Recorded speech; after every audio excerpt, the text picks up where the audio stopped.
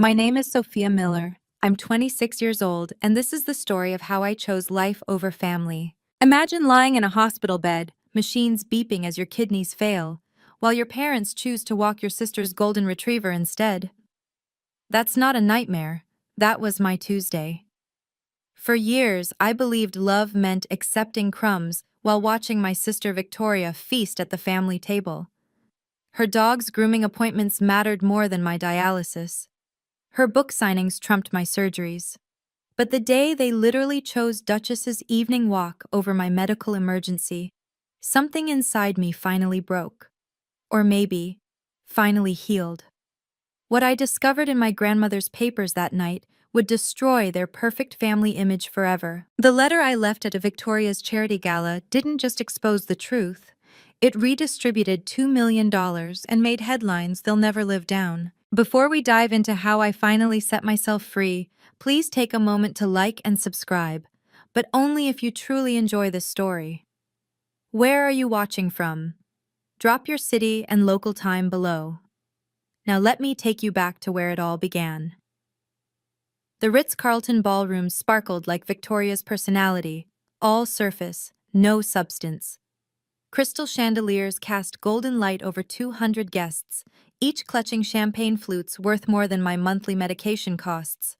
Red and gold banners proclaimed Victoria Miller, living your best life, in cursive font that probably cost a fortune to design. I arrived 40 minutes late, my left hand still wrapped in gauze from the IV port they'd removed just 6 hours earlier.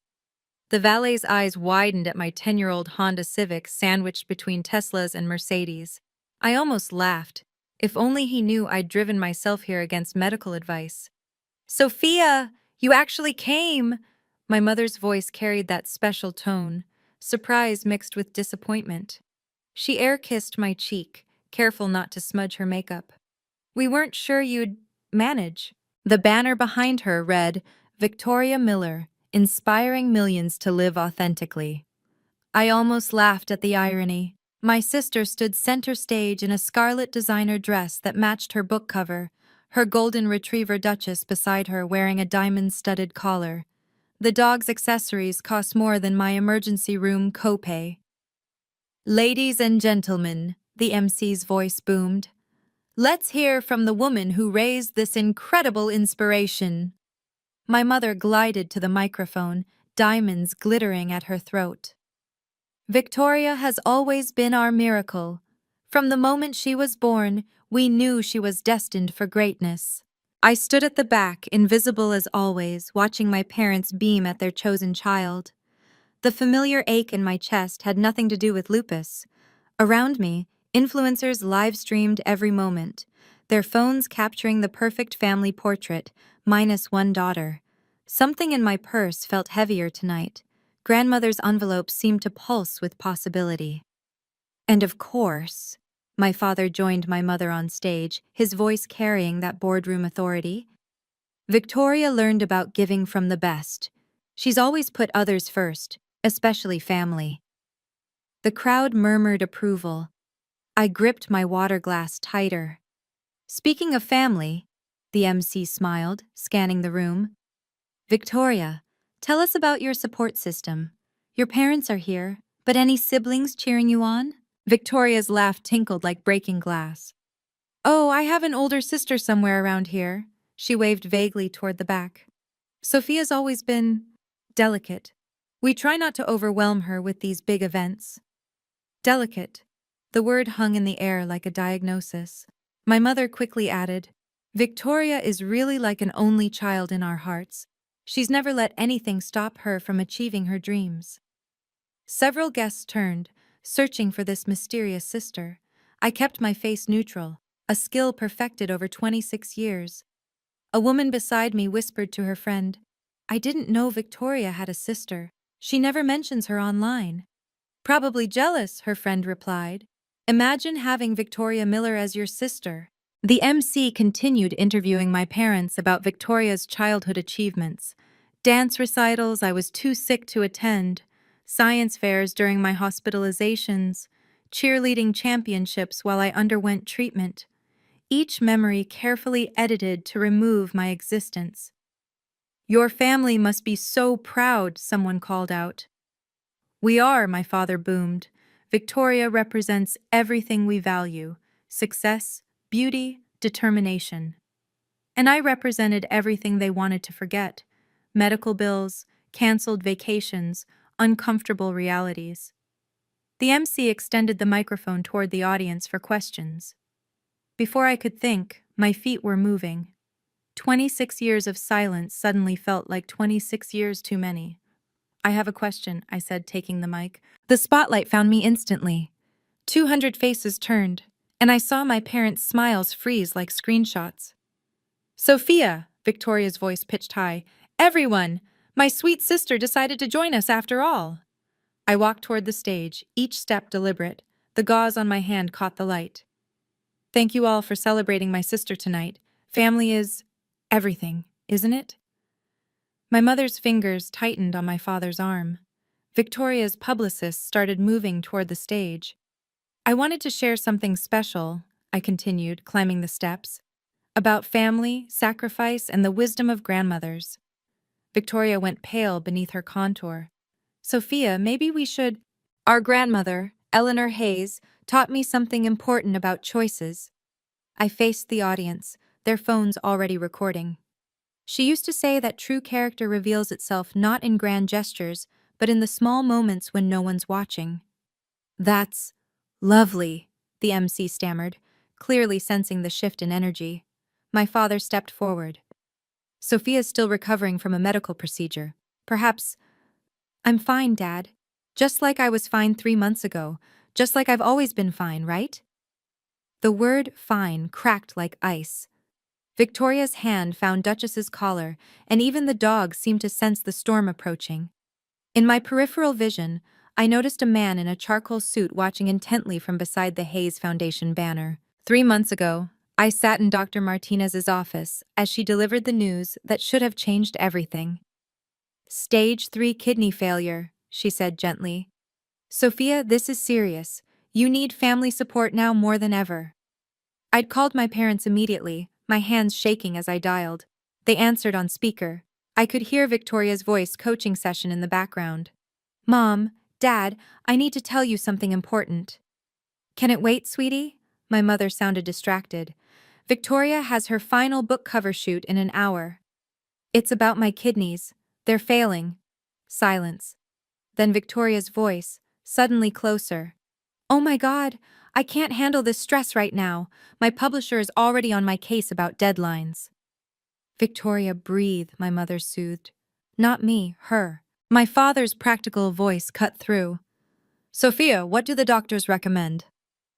Dialysis for now, but I'll need testing for a transplant eventually. A transplant? Victoria's voice spiraled higher. This is going to be all over social media. Author's sick sister needs kidney. Do you know how that makes me look? How it makes you look? I couldn't hide my disbelief. Your sister has a point, my mother said carefully. The timing is unfortunate with her book tour. Can't you just manage quietly? Manage quietly, like I'd been doing my whole life. The stress could trigger one of Victoria's episodes, my father added. You know how sensitive she is. That's when Victoria had her convenient panic attack, gasping, clutching her chest, demanding lavender oil and meditation music. My parents rushed to comfort her while I sat on the other end of the line, listening to them forget I existed. I hung up and made my next appointment alone. Last week had been the breaking point. Tuesday, 2:47 p.m., according to my medical records. I'd been rushed to Mercy General when my body finally surrendered to years of fighting alone. We need to contact your family, the nurse said as machines screamed around me. I gave her their numbers through gritted teeth, knowing exactly what would happen. They arrived 4 hours later. Traffic was horrible, my mother announced, brushing imaginary dust off her jacket. And we had to drop Duchess at her grooming appointment first. You know how Victoria is about that dog's schedule. Duchess. The Golden Retriever had a standing appointment every Tuesday at 3 p.m. at the luxury pet spa downtown. The same Golden Retriever now wearing a $5,000 Swarovski collar at this gala. The doctor said you coded. My father said it like an accusation. That seems dramatic. My heart stopped for 90 seconds. Well, you're fine now. My mother checked her phone. Victoria's doing a live interview at 6. We should go soon. They stayed exactly 12 minutes. Long enough to ensure the nurses saw them, not long enough to actually care. As they left, I heard my mother tell a nurse, "She's always been sickly. We've done our best." That night, alone again, I'd finally opened the package my grandmother's lawyer had sent 6 months after her death. Inside were documents I'd been too afraid to read, and a letter that began, "My dearest Sophia, by the time you read this, you'll have learned what I always knew. They will never choose you, so you must choose yourself." The folder contained everything: the will, the foundation documents, and proof of what Victoria had hidden. Dr. Martinez didn't sugarcoat it when I saw her yesterday, just hours before this gala. "Your stress levels are killing you faster than the lupus," she said, reviewing my latest test results. "Your kidney function dropped another 8% this month. At this rate, you'll need dialysis within weeks, not months. What about a transplant? We need to test immediate family members for compatibility. Parents, siblings, they're your best chance for a match." I'd laughed, actually laughed, until tears came. "They won't even visit me in the hospital. You think they'll give me a kidney?" "Sophia, without family support—" "I don't have family support. I have family members, but not support." That afternoon, I'd tried one last time. Called my mother while she was getting her hair done for tonight's event. "Mom, I need the family to get tested for kidney compatibility." "Oh, Sophia, this again? You know how squeamish Victoria is about medical things. I could die." "Don't be dramatic. You've been sick your whole life and you're still here." The sound of hair dryers nearly drowned her out. "Can we discuss this after Victoria's book tour? She's already stressed about hitting the bestseller list." "When is after the tour?" "Oh, 3 months? Maybe 4? You understand, don't you, sweetie?" I understood perfectly. Victoria's book tour mattered more than my kidney function. Her stress mattered more than my survival. That evening, while they celebrated Victoria's success at the pre-gala cocktail party, I sat in my apartment reading Grandmother Eleanor's letter for the 100th time. The part that stood out: "The foundation I've created has one purpose: to support family members who support each other. Those who abandon family in times of need forfeit their claims." The documents spread across my coffee table told a story Victoria never wanted public. The Eleanor Hayes Foundation, $2 million designated for family medical expenses and charitable giving. But there were conditions, carefully crafted by my grandmother, who'd watched my parents' favoritism for years. "Beneficiaries must demonstrate unwavering family loyalty," the clause read. "Any beneficiary who abandons, neglects, or fails to provide reasonable support to immediate family members during medical crises shall forfeit all claims to the Foundation's assets." Victoria had been trying to access this money for months, claiming she needed it for her charity work. What she didn't know was that grandmother had appointed an independent executor, Michael Chen, the man I'd noticed by the Foundation banner tonight. His email had arrived while I was in the hospital. "Ms. Miller, your grandmother anticipated this situation. I've been documenting everything as instructed. When you're ready to enforce the terms, I'll be prepared. The board meeting can be called at any time." The board, 7 members, all handpicked by grandmother. I recognized 3 of them in tonight's crowd: Dr. Patricia Wong, the CEO of Mercy General where I received treatment; James Harrison, who ran the state's largest lupus research center; and Maria Santos, whose daughter had died of kidney failure at 23. They weren't here for Victoria's book launch. They were here because Michael had invited them.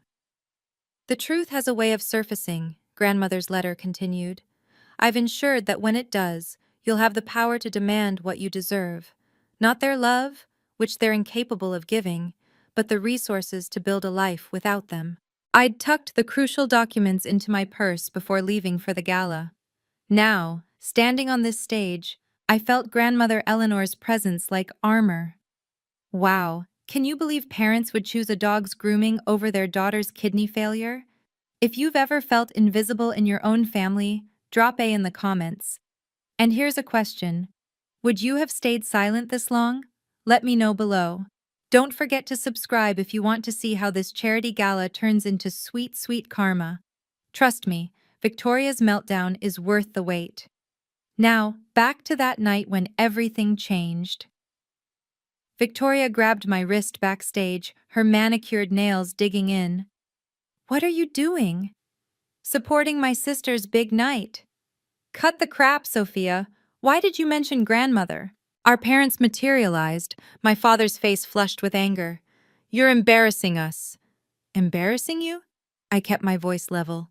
Like when you told the nurses I was attention-seeking while I was coding? You've always been dramatic, my mother hissed. Always needing special attention, special care. Special care? I have lupus. I have kidney failure. And we've dealt with it for 26 years. My father's control slipped. Do you know how much your medical bills have cost us? The insurance covers, our reputation, Sophia, our social standing, every event we've missed, every vacation we've canceled. Victoria stepped closer, her voice honeyed poison. Some of us contribute to this family's success, others just drain it. Speaking of draining, I said quietly, how's your charity foundation doing, Victoria? The one grandmother's money was supposed to fund? She went rigid. I don't know what you're talking about. Really? Because I have emails where you tried to access the Hayes Foundation funds 6 times in the last 3 months. That money should be mine. The mask slipped. I'm the successful one. I'm the one carrying on grandmother's charitable legacy. By claiming 50% of your book profits go to kidney research? I pulled out my phone because I checked with the National Kidney Foundation. They've never heard of you. My father stepped between us. Enough. You're sick, Sophia. Confused.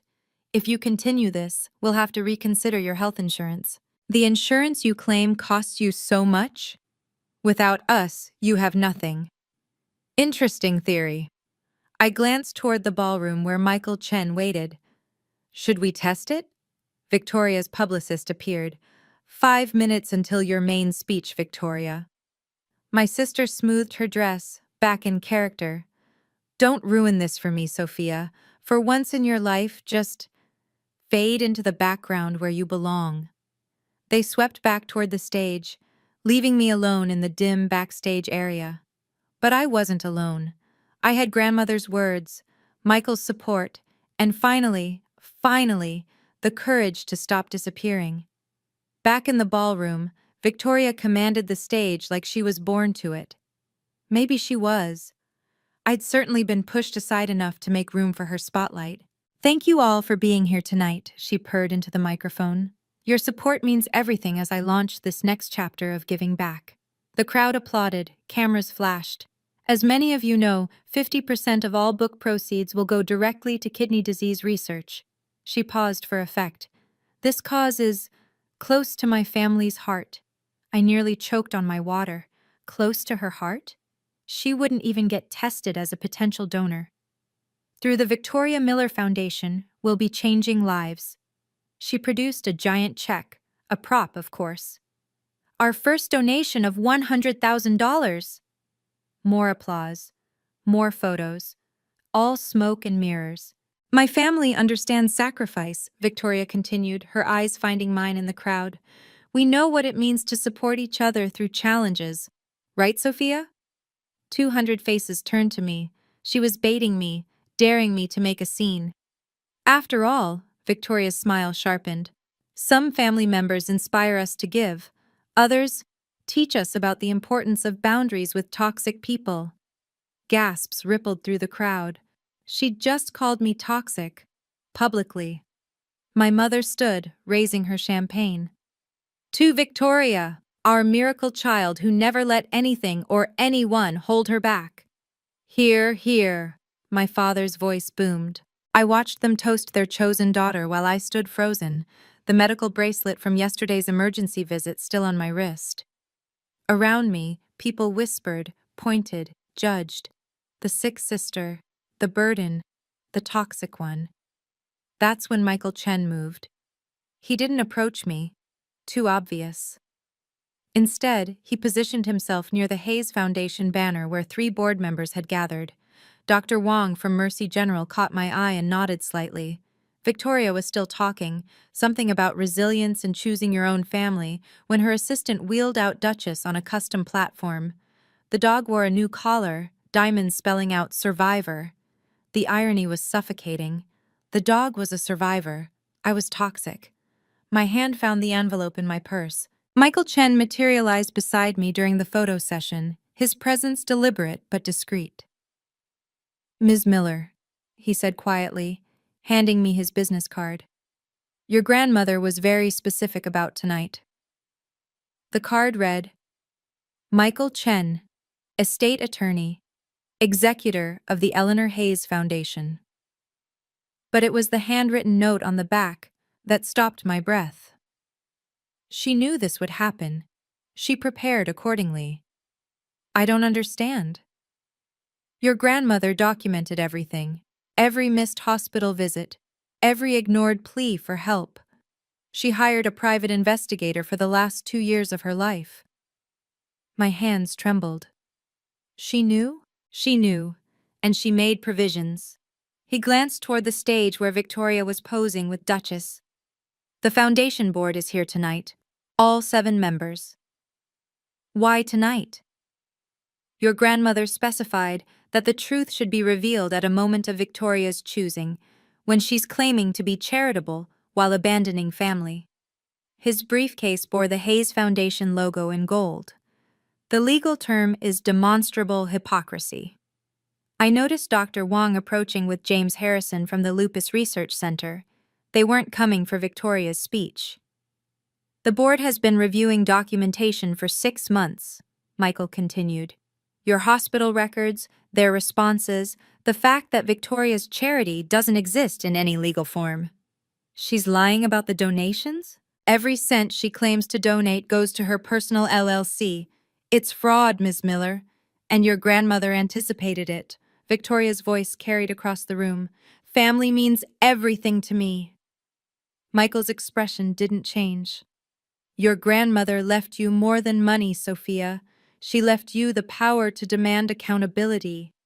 He moved away as smoothly as he'd appeared, but his briefcase remained on the table beside me. The lock was already open. The room was full of faces I hadn't noticed before. Dr. Patricia Wong, CEO of Mercy General, stood near the emergency exit, the same woman who'd personally checked on me during my last admission. James Harrison from the Lupus Research Center chatted with Maria Santos by the dessert table. Maria's daughter had died at 23, waiting for a kidney that never came. They weren't random guests. They were witnesses. "Ladies and gentlemen," the MC announced, "before our final toast, does anyone have questions for our inspiring author?" A hand rose. Dr. Wong. "Ms. Miller, your dedication to kidney disease research is admirable. Which medical facilities are you partnering with?" Victoria's smile flickered. "We're still finalizing those partnerships." "Interesting." James Harrison stood. "Because the National Lupus Foundation has no record of your organization." Murmurs rippled through the crowd. Victoria's publicist started moving toward the microphone. "These are complex administrative matters," Victoria deflected. "What matters is the intention to help." "Intention?" Maria Santos's voice cut through. "My daughter died from kidney failure. Intention without action is just marketing." The room shifted. Phones came out, but not for photos. People were Googling Victoria's foundation. I felt the weight of the envelope in my purse. Inside were copies of every email Victoria had sent trying to access grandmother's foundation, each one claiming she needed the money for charitable work, while refusing to help with my medical expenses. The CEO of Mercy General was still standing. "I'm curious, Ms. Miller. Your sister has been our patient for 3 years. We've never seen you visit." Victoria's face flushed. "I don't think my personal... But you just said family means everything." The trap was set. Not by me, but by grandmother Eleanor, reaching from beyond the grave to demand justice. All I had to do was step forward. Victoria's recovery was swift and cruel. She transformed her fumbling into an attack, her voice carrying across the ballroom with practiced emotion. "You know what? You're right. I haven't visited my sister." She paused, letting tears gather. "Because sometimes, for your own mental health, you have to step away from toxic people, even family."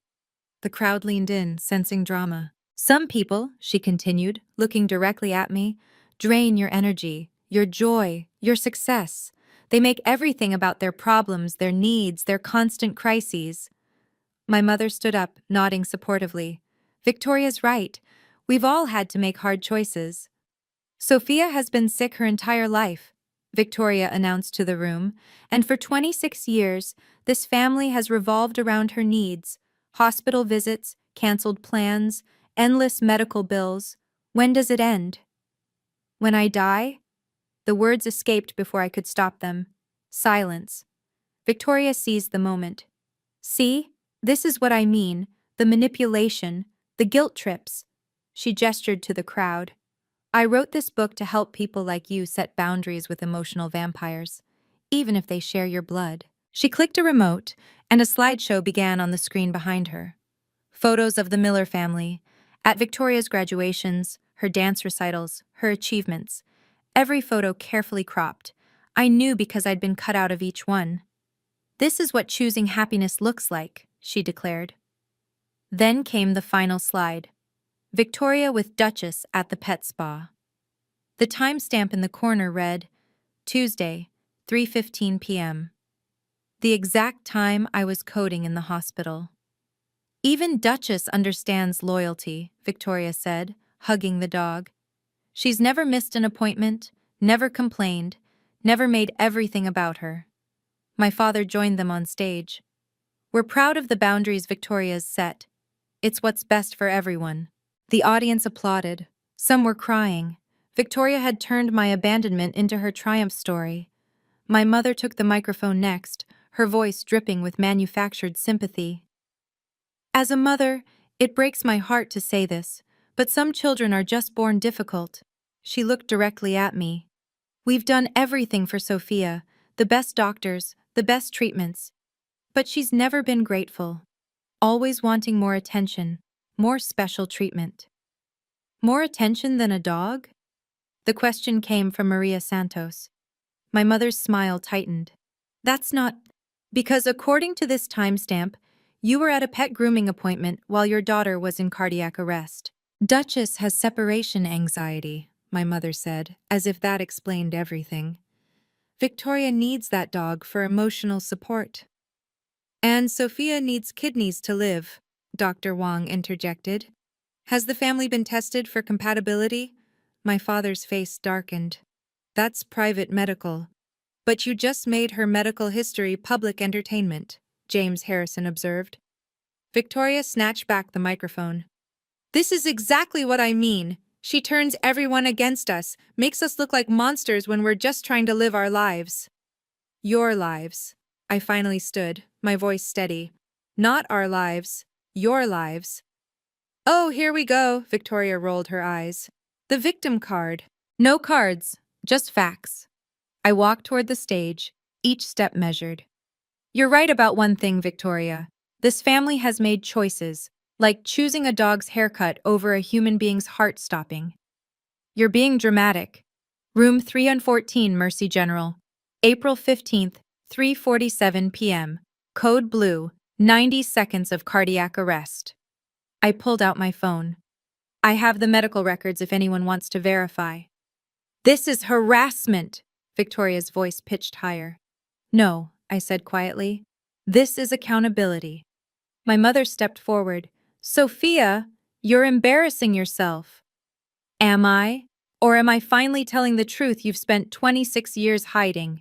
The crowd was dead silent now, phones recording everything. Victoria clutched Duchess like a shield, but even the dog seemed to sense the shift in power. I reached into my purse and pulled out the envelope. "Okay, pause. Let me ask you something. What would you do right now? Stay silent to keep the peace? Or burn it all down?" because Sophia's about to do something that will literally make headlines. If your team expose them all, hit that subscribe button right now. And if you've ever had your own villain era moment, share it in the comments. I read every single one. Now, watch how $2 million and a grandmother's foresight change everything. Before Victoria continues celebrating her charitable heart, I said, my voice carrying across the silent ballroom, I'd like to share something our grandmother, Eleanor Hayes, left for this exact moment. Victoria's face drained of color. Grandmother's been dead for 2 years, but her foundation lives on. I opened the envelope, pulling out the letter. She wrote this knowing that one day, the truth would need to be told. Michael Chen stepped forward from the crowd. As executor of the Eleanor Hayes Foundation, I can verify the authenticity of this document. Who the hell are you? My father demanded. The person your mother trusted with $2 million. Michael's voice was professionally cold. Shall we continue, Ms. Miller? I unfolded the letter, my hand steady now. My dearest family, if this letter is being read publicly, it means the conditions I feared have come to pass. The Hayes Foundation was created with one purpose: to support family members who demonstrate unwavering loyalty during medical crises. Victoria lunged forward. This is fake! Grandmother loved me! She loved both of us, I continued reading. But love without action is meaningless. Therefore, the Foundation's funds may only be accessed by family members who have never abandoned, neglected, or failed to provide reasonable support to immediate family during documented medical emergencies. The ballroom erupted in whispers. Dr. Wong stood up. As a board member of the Hayes Foundation, I can confirm these conditions. Board member? My mother's voice cracked. All 7 of us are here tonight, James Harrison announced. We've been reviewing documentation for 6 months. I kept reading. Victoria, if you're hearing this, it means you've chosen public accolades over private compassion. The 50% of book profits you claim for charity? The Foundation knows about your LLC. The kidney research donations? We've verified they don't exist. That's slander, Victoria shrieked. Michael clicked his laptop. The screen behind Victoria changed from her slideshow to official documents. These are public records. The Victoria Miller Foundation, LLC, registered as a for-profit entity. Total charitable donations to date? 0. Gasps rippled through the crowd. Influencers were live-streaming frantically. Furthermore, I continued, my grandmother's words flowing through me, I documented every hospital visit my granddaughters experienced. Sophia, 312 visits over 20 years. Family attendance rate, 4%. Victoria, 6 visits for elective procedures. Family attendance, 100%. My father stepped forward. You can't prove. April 15th, 3:47 p.m., Michael interrupted, clicking to the next slide. Security footage from Mercy General showing Mr. and Mrs. Miller at Precious Paws Pet Spa while their daughter was in cardiac arrest. The timestamp was undeniable. There they were, laughing with Victoria as Duchess got her fur styled, while 3 floors away in the same building complex I was dying. Michael clicked through more slides with surgical precision. Email after email filled the screen, each one a dagger of truth. March 2nd, from Victoria Miller, he read aloud. Can't visit Sophia today. Duchess has a playdate. March 15th. Hospital visits are triggering for my anxiety. I need to protect my mental health. March 28th. If Sophia really cared about this family, she wouldn't guilt-trip us with her illness. Victoria tried to grab his laptop. Those are private. Not anymore. Michael pulled up another document. This is from your publisher's internal memo. Concerns about Ms. Miller's charitable claims, requesting verification of all donations before next print run. The publicist was on her phone, frantically trying to do damage control, but it was too late. #DuchessGate was already trending. April 10th, I continued reading from grandmother's letter. Text message from Linda Miller to Robert Miller. If we skip Sophia's surgery, we can make Victoria's photo shoot. My mother swayed on her feet. How did she? Grandmother hired investigators, I said simply. She watched you choose Victoria every single time, and she documented everything. Dr. Wong stood again. The board has reviewed all evidence. Medical records confirm that Sophia Miller has been systematically neglected during life-threatening medical crises, while her parents attended to trivial matters involving their other daughter. Trivial? Victoria screeched. My career isn't trivial. Compared to kidney failure? Maria Santos's voice was ice. My daughter died waiting for a kidney. You wouldn't even get tested to save your sister. That's not... I have a needle phobia. But you got Botox last month, someone in the crowd called out. You posted about it.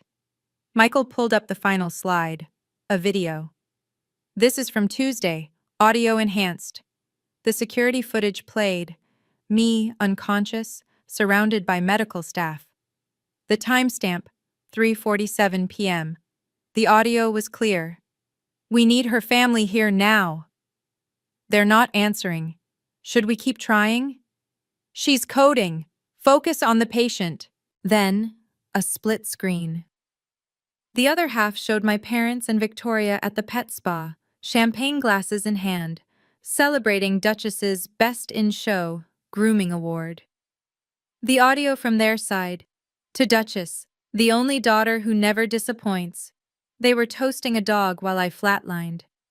The ballroom was tomb silent except for the sound of phones capturing every second.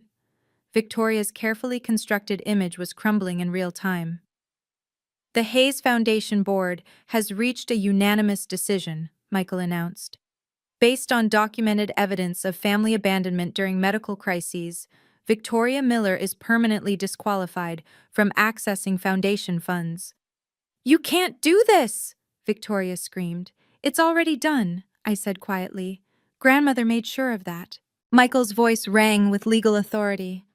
As of this moment, Sophia Miller is recognized as the sole beneficiary of the Eleanor Hayes Foundation, with full access to the $2 million endowment, effective immediately. No! Victoria's scream echoed off the crystal chandeliers. Furthermore, Michael continued, Ms. Victoria Miller must cease and desist all use of the Hayes Foundation name in her marketing materials.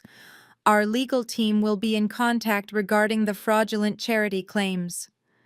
Dr. Wong stepped forward. Mercy General will be pursuing an investigation into the Victoria Miller Foundation, LLC, for charitable fraud. This is insane! My father's face was purple with rage. We'll sue! On what grounds? Michael asked calmly. Everything presented tonight is documented fact. Your own mother ensured that. James Harrison added, the National Kidney Foundation is also investigating the fraudulent use of their cause for personal profit. Victoria grabbed the microphone, her voice desperate. This is a setup. Sophia planned this. She's manipulating all of you.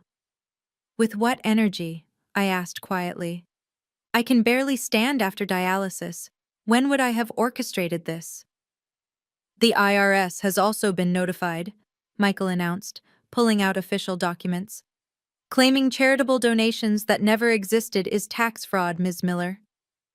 The publicist was backing away from Victoria, phone pressed to her ear. Even she knew when to abandon a sinking ship. Sophia, my mother pleaded, you're destroying your sister. No, I said firmly. She destroyed herself the moment she chose to profit off an illness she wouldn't help treat. We're your parents, my father bellowed. You owe us nothing. I pulled out another document. This is a restraining order. If any of you come within 500 feet of me, you'll be arrested. You planned this, Victoria whispered, mascara streaming down her face. Grandmother planned this, I corrected. She knew that one day you'd throw a party celebrating yourself while I died alone. She just made sure there would be consequences. Michael handed me a folder. The Foundation's first grant, $500,000 to Mercy General's kidney treatment program. Your signature, Ms. Miller. I signed it without hesitation. For patients whose families actually show up. Every dollar of this foundation will go to patients who've been abandoned by their families, I announced to the room. People who sit alone during chemo, who take Ubers to emergency surgery, who code without anyone holding their hand. Dr. Wong smiled. Mercy General is honored to partner with the True Hayes Foundation. This is theft, Victoria shrieked, but security was already moving toward her.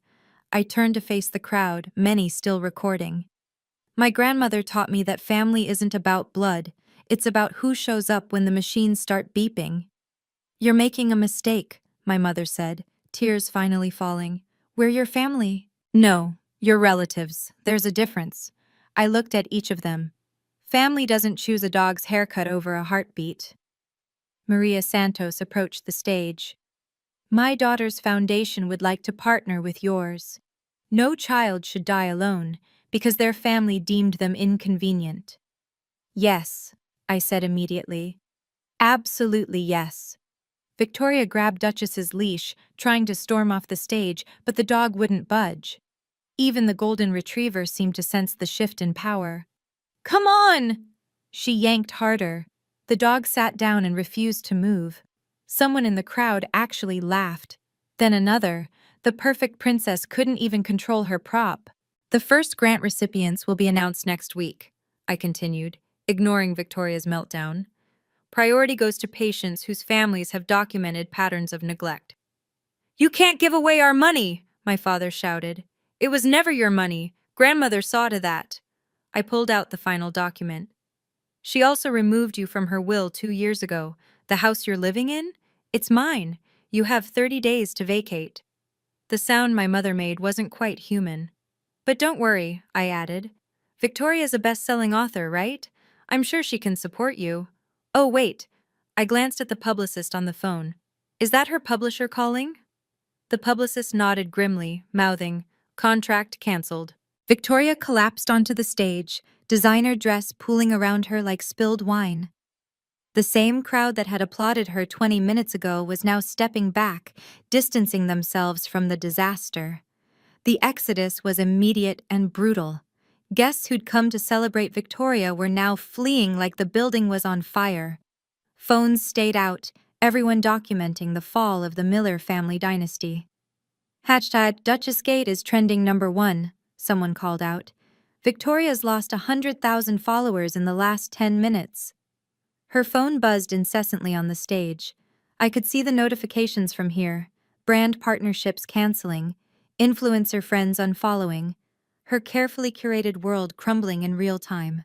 This isn't happening, Victoria mumbled, refreshing her Instagram obsessively. No. Barnes & Noble just announced they're pulling your book from all stores, the publicist informed her, maintaining professional distance. And your morning show appearances have been canceled. All of them? Victoria's voice broke. Every single one.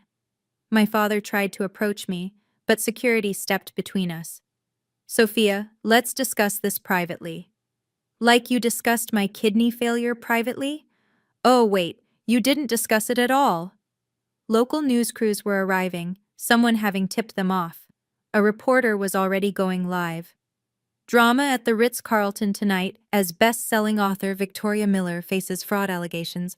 Turn it off! Victoria screamed, but the screens around the ballroom were all tuned to different channels, each one covering the story. Sources confirm the IRS is investigating, another reporter announced. The publisher is demanding return of the advance. That's $200,000, the publicist muttered. My mother approached Michael Chen. Surely there's been a misunderstanding. Eleanor wouldn't want this. Michael pulled out a tablet, swiping to a video. My grandmother's face appeared on the screen, dated 6 months before her death. If you're watching this, Grandmother Eleanor said, her voice clear and strong, it means my family has proven exactly who they are. Linda, Robert, you chose favorites. You chose wrong. Victoria, you mistook my silence for approval. It was actually documentation. And Sophia, her voice softened. My dear one, you were never the burden. They were. The video ended. The silence was deafening. Ma'am, we need you to leave, security informed Victoria, who was still on the floor. This is my event. Not anymore. The hotel has revoked your reservation due to fraudulent representation. Even Duchess had wandered over to me, tail wagging, completely abandoning her owner. You need us! My father's last desperate attempt echoed across the ballroom. Your medical insurance is through my employer, I interrupted. Has been for 2 years. You'd know that if you'd ever asked about my life instead of just complaining about it. But family, my mother started. Family. I pulled out the restraining order, handing it to the security guard. These 3 individuals are no longer welcome near me. The security guard reviewed it and nodded. Ma'am, sir, miss, you need to leave, now. Victoria finally stood, her designer dress wrinkled, makeup destroyed. You've ruined everything. No, Victoria, you built your empire on lies. I just told the truth. She lunged at me, but security caught her. The cameras captured everything, the best-selling author of Living Your Best Life being physically restrained while screaming obscenities. I hate you, she shrieked. You've always been jealous. Jealous of what? The fake charity? The parents who toast a dog while their daughter flatlines? The life built on other people's suffering? I shook my head. I'd rather have kidney failure than your character failure. Duchess barked. At Victoria, not me. Even the dog had chosen sides. As security escorted them out, people began approaching me. Not with pity, but with gratitude. My son has lupus, one woman said quietly. His father never visits. Thank you for saying what we couldn't. My sister chose her wedding over my cancer surgery, another added. I needed to see this. Dr. Wong approached. Sophia, we'd like to offer you a position on our patient advocacy board. Your experience and voice are exactly what we need. Yes, absolutely. Maria Santos hugged me gently. Your grandmother would be so proud. Through the windows, I could see my family being escorted to their cars. Victoria was still screaming, my parents trying to calm her. Tomorrow, they'd wake up to a different world, one where their actions had consequences. But tonight, for the first time in 26 years, I stood in a room full of people who saw me, not as a burden or an inconvenience, but as a survivor. Michael handed me his card. The foundation papers will be ready Monday. $2 million to change lives. Starting with mine, I said quietly. The crowd began dispersing, but not in scandal, in solidarity. As I walked to my 10-year-old Honda, I felt lighter than I had in years. 6 months later, I sat in my new office at the Hayes Foundation, reviewing grant applications. My kidney function had stabilized. Amazing what proper medical care and no toxic stress could do. The wall behind me displayed photos from our first 5 grant ceremonies, each one representing a patient whose family had failed them, but whose community had not. The restraining order had held, not a single contact from any of them, though I'd heard through the grapevine about their spectacular fall.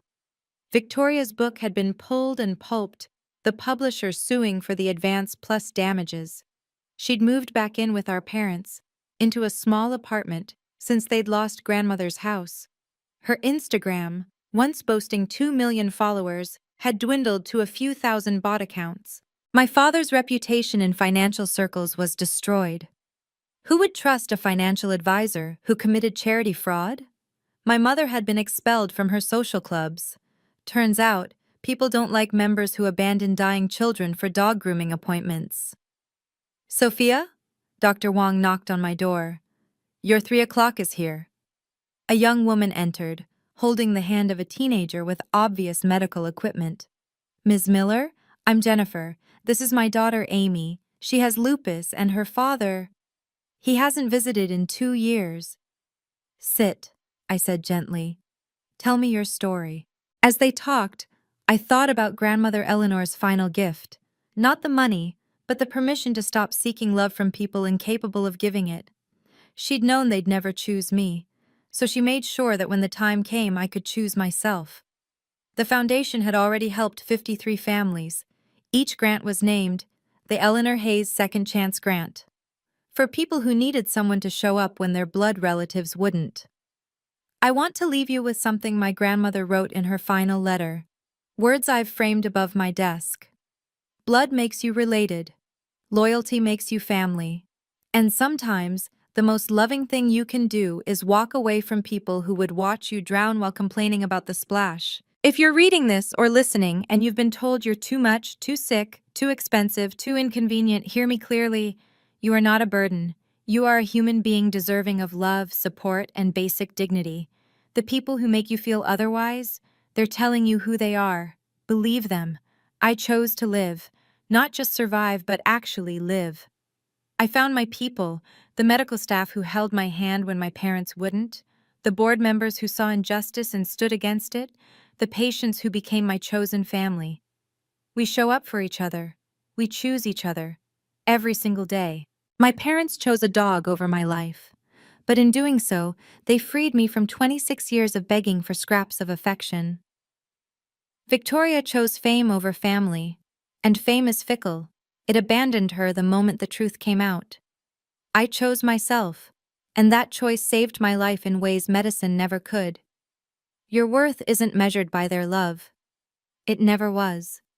You are valuable simply because you exist. And if the people who should love you most can't see that, well, my grandmother had $2 million worth of opinions about that. Build your chosen family. Set your boundaries. Choose yourself. You deserve nothing less. So, what do you think?